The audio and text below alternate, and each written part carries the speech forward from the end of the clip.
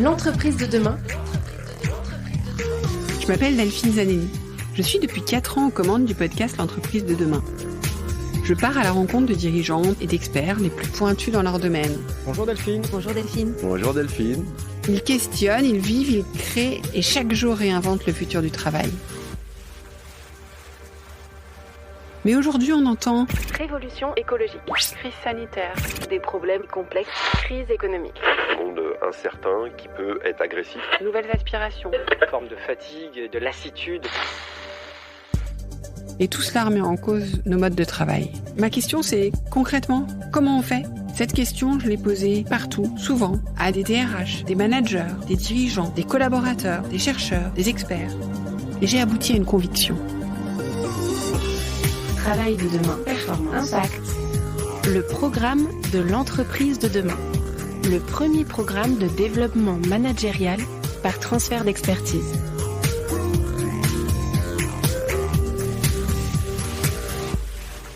Rendez-vous sur l'entreprisededemain.com. Bonjour, bienvenue dans ce nouvel épisode. J'espère que vous êtes en forme. Est-ce que vous avez écouté l'interview de Charles-Henri de Bessères-des-Ortes de jeudi dernier ? On évoquait les enjeux managériaux 2022 et RH. J'ai souhaité cette semaine demander en fait à Charles-Henri d'aller un petit peu plus loin et de nous proposer des pistes d'action sur la transformation des pratiques managériales, mais notamment sur un point important, parce que récemment j'en discutais avec un DRH qui a eu le courage de se séparer d'un manager extrêmement performant, mais qui n'était pas en accord avec les valeurs que l'entreprise souhaitait prôner. Et ça, je pense que vous êtes nombreux à le vivre, ça arrive fréquemment, c'est compliqué. Et du coup, comment est-ce qu'on peut faire ? Et avant d'écouter cette interview, je voulais vous reparler du programme de l'entreprise de demain, votre outil de développement managérial. Je l'ai conçu parce que j'ai appris en vous écoutant ces derniers temps, que tous, vous aviez à cœur de pouvoir agir, vous vouliez être acteur du futur du travail auquel vous aspirez, acteur de l'entreprise de demain. Il va vous permettre de traiter les thématiques essentielles de l'entreprise de demain, donc pas trop de thématiques non plus, mais les thématiques fondamentales, d'être votre propre pilote à bord, tout en étant accompagné par moi, inspiré par les dirigeants et les experts qui sont partenaires cette année de ce programme, pour à la fin de l'année avoir réellement transformé vos pratiques managériales. Donc si vous ne l'avez pas encore découvert, rendez-vous sur l'entreprisededemain.com pour en savoir plus. Et maintenant, je vous propose d'écouter Charles-Henri Bessères-des-Ortes.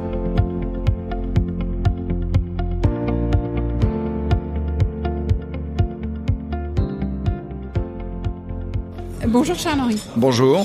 Ravi de te retrouver cette semaine. Je souhaitais qu'on fasse un focus. On a abordé la semaine dernière un des enjeux de l'année 2022. Les autres sont tout aussi importants, mais je choisis de zoomer sur celui-là, qui est l'évolution des modes managériaux. Et on parlait notamment le fait de réfléchir à long terme, de voir l'impact que peut avoir un management qui n'est pas en accord avec les valeurs sur le fait qu'aujourd'hui les collaborateurs démissionnent, que les collaborateurs ne viennent pas.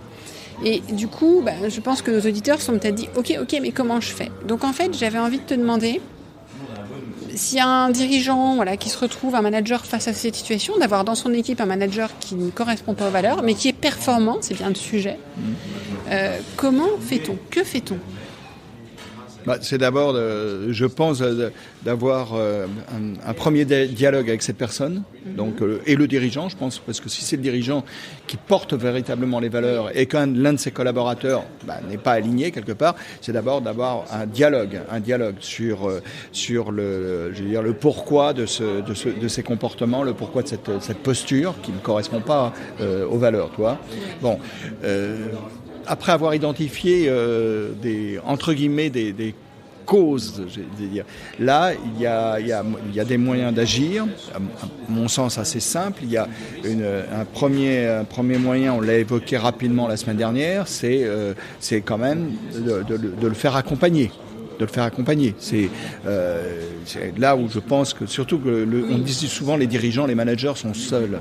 Et bien là, une aide personnalisée, donc un coach et on l'évoquait aussi, je pense, c'est le partage avec d'autres managers et d'autres managers qui seraient, entre guillemets, un peu plus exemplaires. C'est-à-dire, tu vois ce que je veux dire, d'avoir une sorte de partage sur les expériences des uns et des autres, mais en mettant évidemment dans ce partage des gens qui sont clairement alignés avec les valeurs.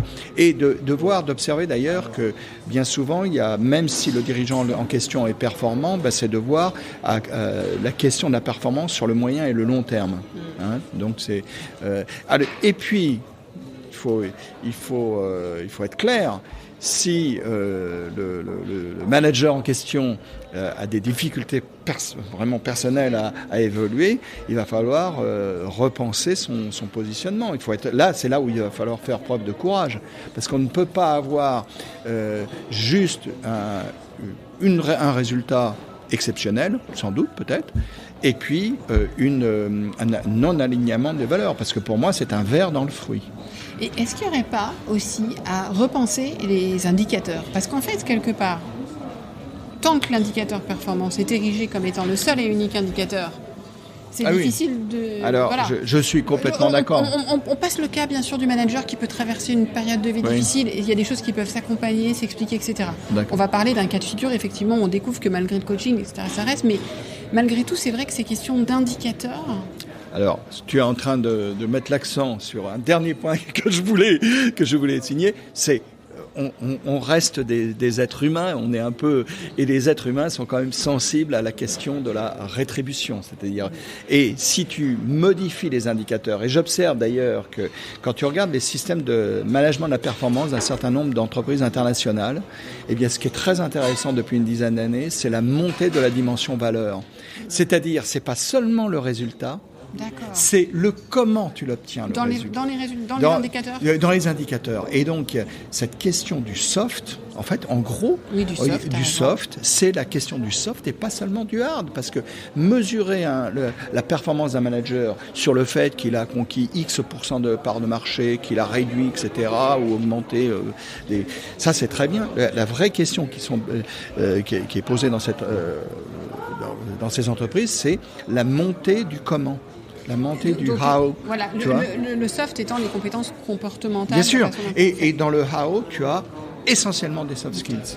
Et alors du coup, est-ce que ça veut dire pour toi que demain, dans le recrutement, les soft skills doivent avoir une place beaucoup plus importante ? Ah bah alors là, indéniablement, tu me demandes comment faire changer un peu les entreprises en quelque sorte. Bah, je dirais que l'un des leviers absolument évident pour moi, c'est l'action sur le recrutement en fait, et l'évolution en fait dans les compétences recherchées, à la fois des compétences hard, mais des compétences soft. Et je vais prendre l'exemple d'un vieil exemple. Je vais t'en citer un exemple américain qui est formidable. Moi, ça fait 50 ans qu'une entreprise américaine qui s'appelle Southwest Airlines, qui est dans le transport aérien, a des réussites exceptionnelles. Non, mais c'est ça qui est intéressant. Southwest, c'est le modèle des low cost. Imagine-toi qu'ils ont été créés en 1971. Oui. Donc ça fait 51 ans. Ils n'ont quasiment jamais eu, sauf en 2020, donc c'est la première fois, une année de perte. Donc sur les performances économiques, c'était incroyable. En 2002, donc un an après les fameuses tours, Southwest Airlines représentait la moitié de la capitalisation boursière aux États-Unis de tout le transport aérien, la moitié, toutes les autres compagnies. Pourquoi ? Parce qu'ils avaient réussi à maintenir l'activité après 2001. Et je veux dire, c'est une entreprise qui est absolument fabuleuse. Le seul facteur qui fait la différence, c'est le capital humain. C'est tout. C'est pas les avions, c'est pas les aéroports, c'est pas. Et pourquoi est-ce que je te parle de cette entreprise ? C'est qu'ils ont toujours eu depuis 50 ans une politique de recrutement qui était basée sur les soft skills. Il n'y a que 2 métiers où ils faisaient quand même un peu attention, où ils font attention, toujours maintenant, quand je dis aux hard skills, aux compétences techniques, c'est évidemment les pilotes et les ingénieurs de maintenance. Oui. Donc, tout le reste, l'essentiel du... Si tu veux, une fois... Depuis 50 ans. Donc c'est pas, ça me fait rire aujourd'hui d'entendre que les soft skills deviennent. Enfin, il y a des entreprises qui ont toujours mis les soft skills, je dirais, en haut de la chose. Hein. Il y a dans un livre qu'avait écrit l'ancienne DRH de Southwest, il y a l'exemple de ce pilote qui un jour veut être recruté par Southwest. Il se comporte mal avec l'hôtesse d'accueil. Le gars avait tous les galons pour être pilote. Ouais, il avait, on lui a dit, on l'a remercié. On lui a dit, vous êtes un excellent pilote, performance pilote exceptionnelle. Par contre, vous n'êtes pas aligné. Nous, on veut du respect des gens, y compris de l'hôtesse d'accueil. Ah ouais, non, mais c'est pour ça que c'est un cas que j'ai très souvent, que j'utilise encore, hein, que j'ai très souvent utilisé dans les séminaires de management à HEC, quoi. Je veux dire, c'est exceptionnel. Et je regardais les chiffres de 2021, c'est hallucinant. Ils ont continué à, hein, et par contre, les autres, ils ont créé le modèle du low cost. Mais je ne suis pas sûr que tous les low-cost du monde aient suivi leur modèle managérial. Ouais, hein, quand tu vois ce qui se passe chez Ryanair, je pense qu'on est très très loin du modèle managérial. C'est clair. Eh ben, merci beaucoup pour ces éclairages, encore une fois. À bientôt. Merci pour votre écoute. J'espère que l'épisode vous a plu. Faites-le moi savoir en laissant des étoiles et des commentaires sur Apple Podcast. Cela me permet de le faire connaître, le podcast, et m'encourage à le poursuivre. Rejoignez-moi également sur le groupe LinkedIn L'entreprise de demain pour échanger avec d'autres auditeurs, proposer des invités.